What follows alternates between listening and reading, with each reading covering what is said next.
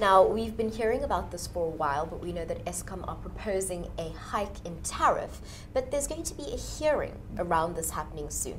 So I'm going to ask you just to explain very quickly to us, what are we anticipating, and where is this hike coming from?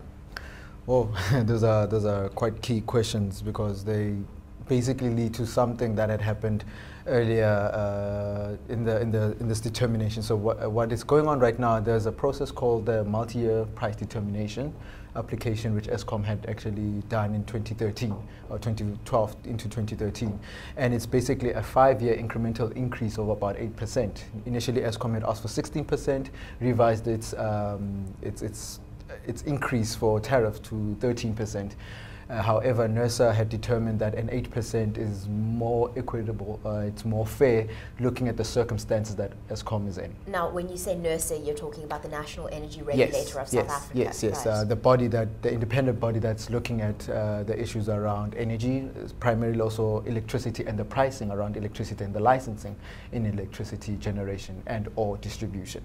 So right now what we're looking at is a circumstance where Eskom has gotten 8% for the past 2 years annually, so it's about 16% for 2 years, and it finds that the allocation for 8% is not enough, and Eskom had communicated that in 2013 that this 8% will not be enough. They need at least a 13% increase.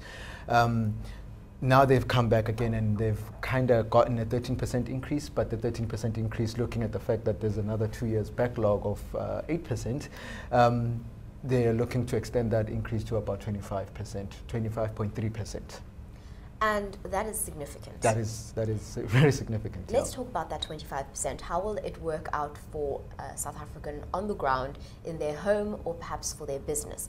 Are you telling me that my monthly electricity bill is going to increase by 25%? So when you look at it, it's basically that your electricity price has increased depending on who gives you electricity. Obviously, Eskom supplies the bulk of the electricity to a lot of the consumers, customers, including households. But municipalities also provide electricity for households. So when a municipality buys electricity for Eskom to give you for your plug and for the building, what it does, it also adds a little bit of a percentage. Sometimes it's 3, sometimes it's 4. In other municipalities, it's much higher.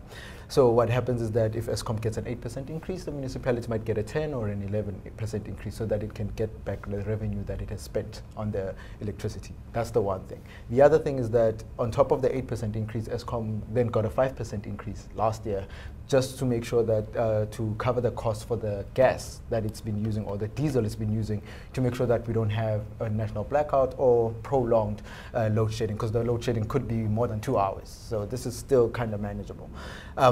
Now, the issue is that Eskom feels that they can still use the diesel furthermore, so that they can make sure that the maintenance is working out. But to do that, you need to increase and make an allocation for more diesel. And this is where the increase is coming from. So the bulk of the increase is coming from, well, the application increase for the 12% to make it 25.3% based on the fact that they already got a 13% increase, is for diesel, for the very same thing that is the most expensive thing to run in the country to generate electricity.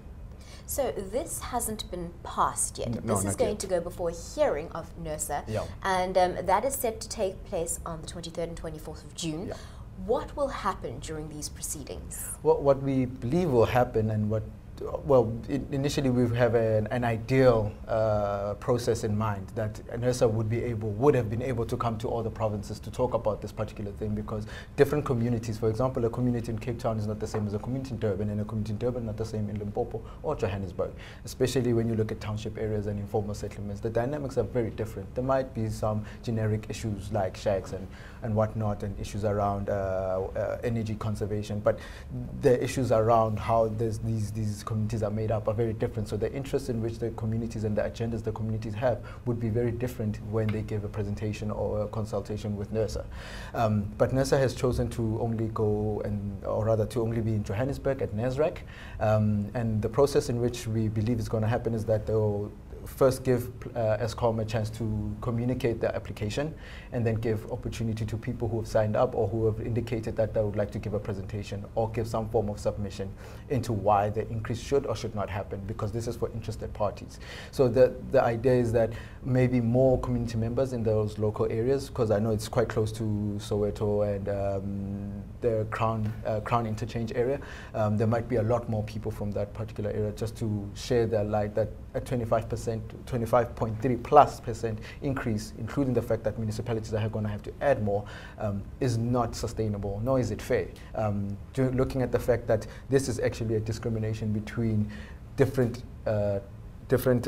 customers, because there are large energy users who are paying much less than people who are in residentials. So for a residential person who pays for a kilowatt hour, they're paying less. They're paying more than a person who's using possibly like a manufacturer who uses much more than what a household uses.